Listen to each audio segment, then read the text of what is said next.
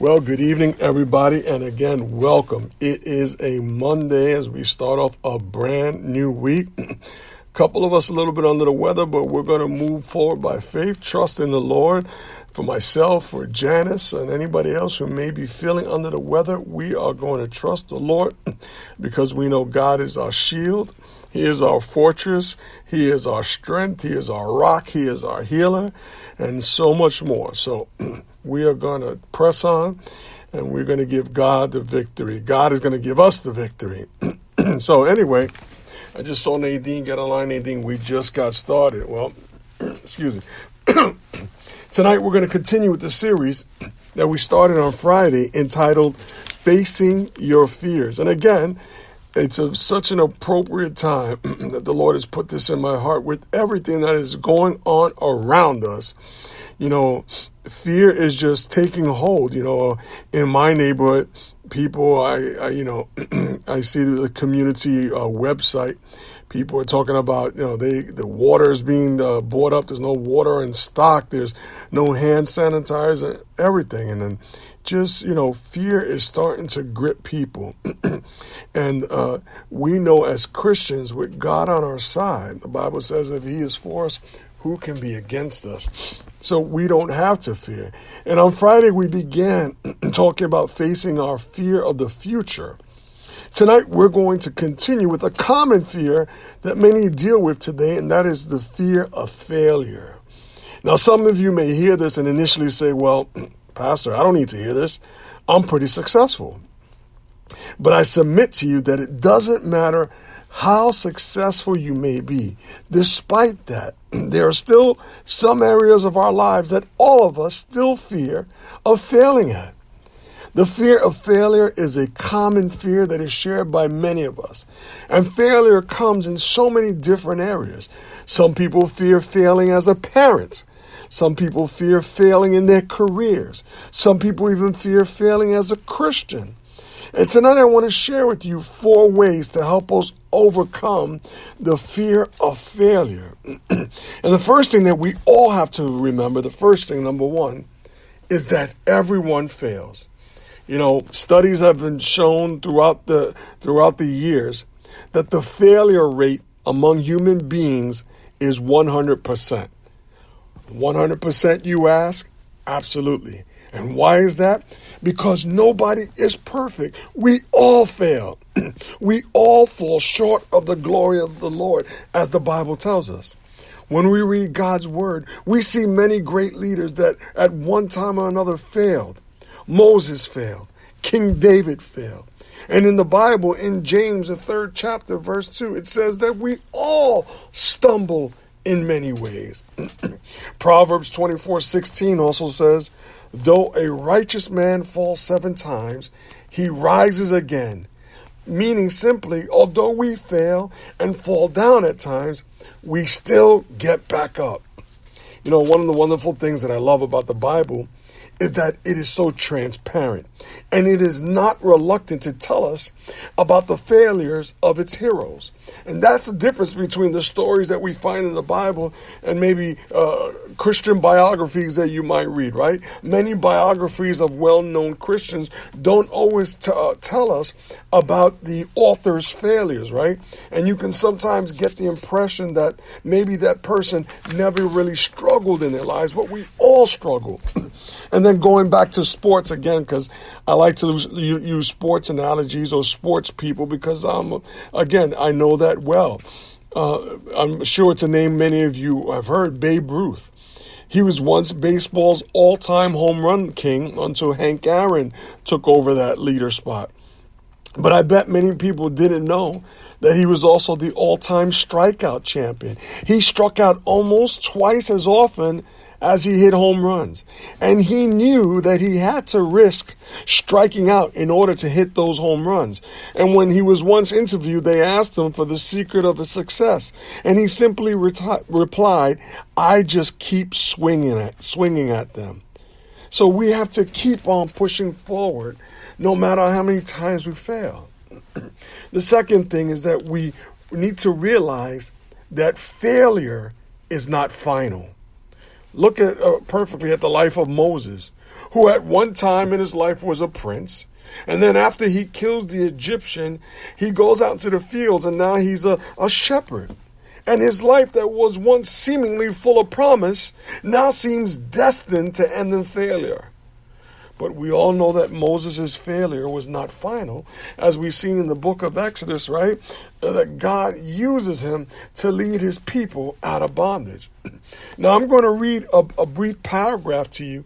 And as you listen, I want you to try to see if you can identify this historical figure that it references. It starts out, when I was 7 years old, my family was forced out of our home because of a legal technicality. I had to work to help to support my family. At age 9, while still a shy little boy, my mother died. At age 22, I lost my job as a store clerk. I wanted to go to law school, but my education wasn't good enough. At age 23, I got into debt to become a partner in a small store. 3 years later, my partner died, leaving me with more insurmountable debt, which was seemingly insurmountable because it took years to pay off. At age 28, after developing romantic relations with a young lady for 4 years, I asked her to marry me. She said no. At age 37, on my third try, I was finally elected to the United States Congress. 2 years later, I ran again and failed to be reelected. I had a nervous breakdown during that time. At age 41, adding additional heartache to an already unhappy marriage, my 4-year-old son died. The next year, I ran for the position of land officer and lost. At age 45, I ran for the Senate and lost. A few years later, I ran for the vice presidency and lost. At 49, I ran for the Senate again, and again I lost. But at age 51, I was elected President of the United States. Who is this person? Well, many of you will know as soon as I say his name. That was Abraham Lincoln. And it was so clear to see that Lincoln's life was one continuous failure. But he kept on going. He kept on pushing. He kept on getting back up every time he was knocked down. And he became probably one of the greatest presidents in American history. And that is because he realized that his failure was not final. Thomas Edison once said, many of life's failures are people who did not realize how close they were to success when they gave up. Think about that for a moment. How many times you've known people, or even ourselves, we've given up when we were that close to success. Next, we need to recognize the benefits of failure. Yes, my brothers and sisters, there are benefits even in failure. Think about this for a moment, that Moses may not have been chosen to be Israel's deliverer if he had never failed. And we know that in all things, God works for the good of those who love him, who have been called according to his purpose. That's what Romans 8:28 tells us. All things that Romans is talking about here, the book of Romans is talking about, includes failures. Now listen, that doesn't mean that our failures are good or they make us feel good. But here's the reality. God can take our failures and bring something good out of them. Failure educates us. Thomas Edison, going back to him again, as I was preparing this, I was looking up famous quotes of people on failure. Well, Thomas Edison said that he had 10,000 failures before he learned the right filament to create the light bulb. And he said he didn't call it a failure. He called it an education. What he was basically saying that because of all those failures, he now knew 10,000 things that didn't work. And there are some lessons that we can only learn through failure. Failure also makes us less judgmental because we are now able to relate with others who have failed and fallen based on our own failures. Finally, we have to learn to replace our fear with faith in God. Moses, again, a wonderful man in God's word. God used him for wonderful and mighty things. Moses offered many excuses. And my brothers and sisters, excuses are often a prelude to failure. But God had an answer for every one of his excuses. When you look in the 3rd chapter of Exodus, from verses 11 through 15, and all the way going to chapter 4, verses 1 through 17. Moses' excuse in verse 11 was, I'm nobody. Who am I? God answered him in verse 12. He said, it doesn't matter who you are. I will be with you. And my brothers and sisters, we too have to always focus not on who we are or who we aren't, but that God will always be with us.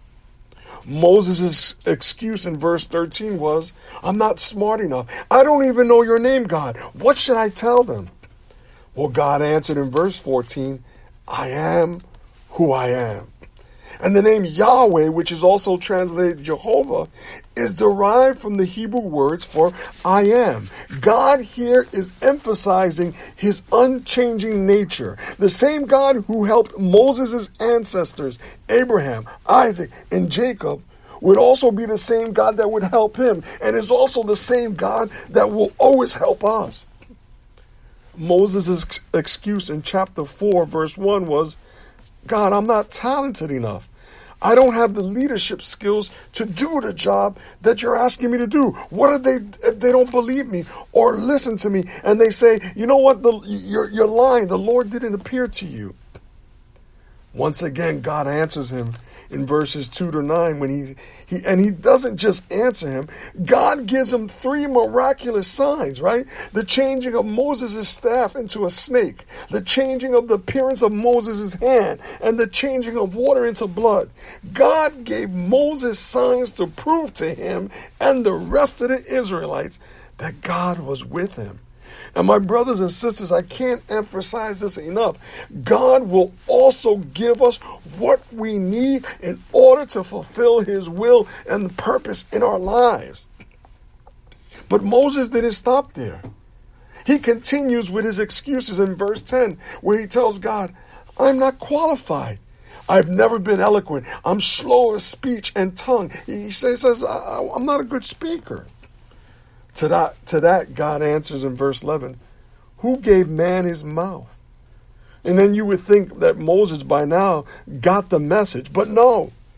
Moses' excuses continue in verse 13 when he tells God, I'm not the best choice. Please send someone else to do it. And how many of us have been there? God telling us to do something, God revealing his will for us, and we like Moses say, God, I'm not the best choice. You can do better.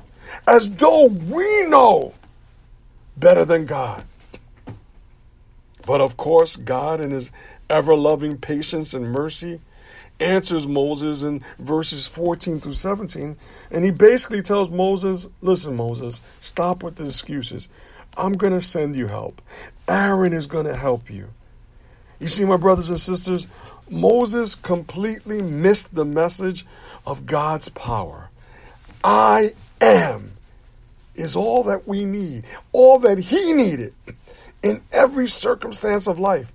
And it is foolish on our behalf to argue, I am not, when God says, I am. So as we come to a close tonight, listen, I get it. No one enjoys it. No one wants to fail. We don't want to fail. It doesn't look good.